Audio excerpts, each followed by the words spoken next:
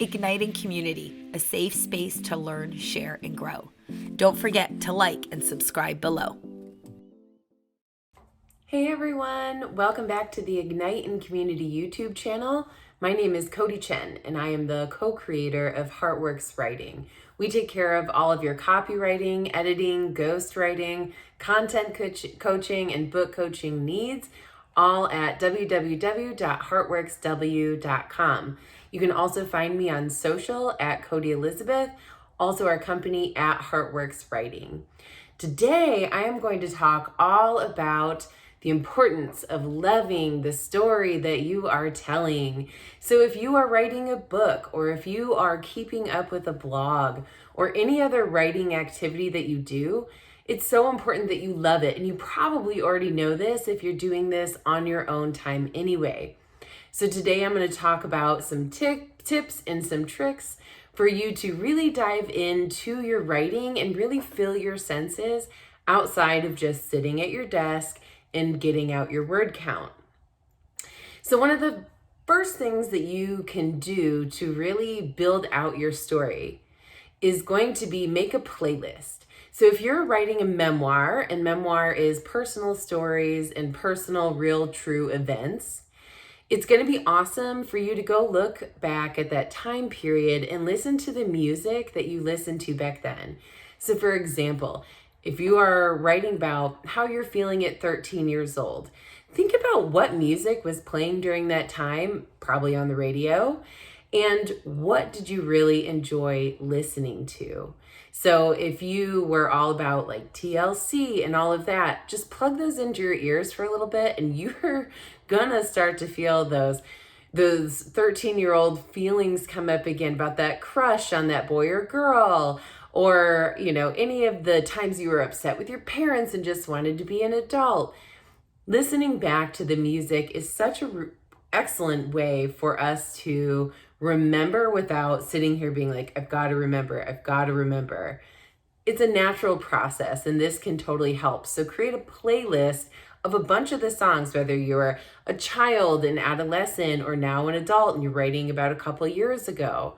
It's a great way to just bring up some memories to help your writing process.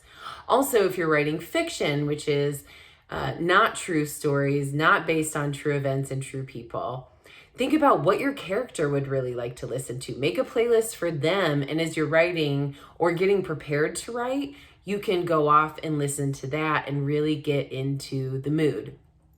Another thing that you can do that I really love doing, and I really do this for fiction, but you can definitely do this for nonfiction as well, and that is to create a mood board or a Pinterest. I use Pinterest personally, and I create a board specifically for that story.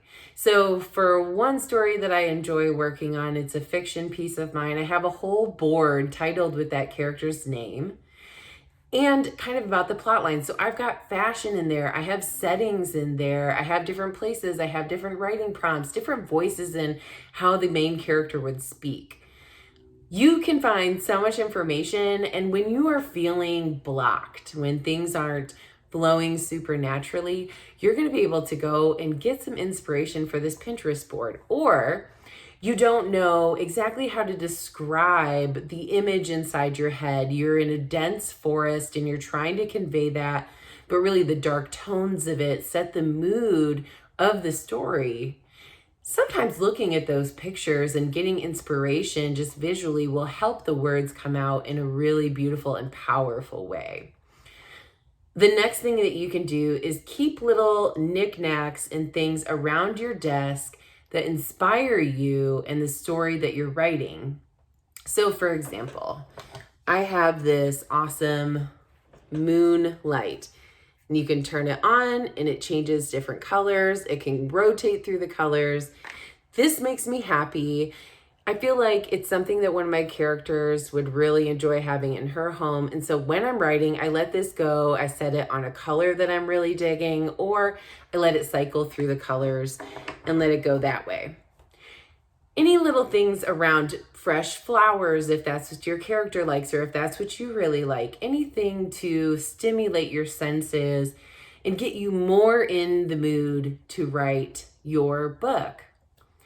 Also, sometimes we can get so excited at the beginning of our project, but then like a third of the way through or halfway through, we're like, oh my God, what did I do? This is terrible. Like, this isn't going to be anything.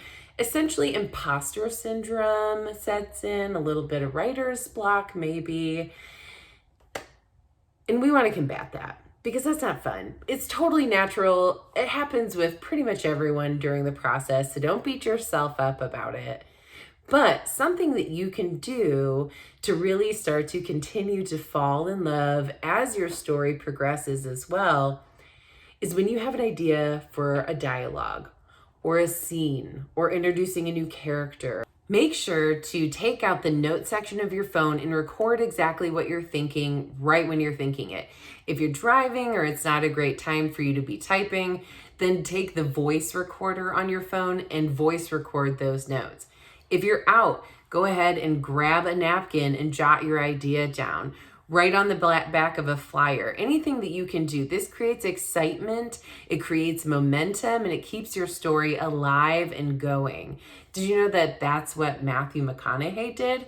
He ended up with journals full of scrap notes pulled from all the different times of his life, and he calls them bumper stickers, which is what he used to write his book, Green Lights.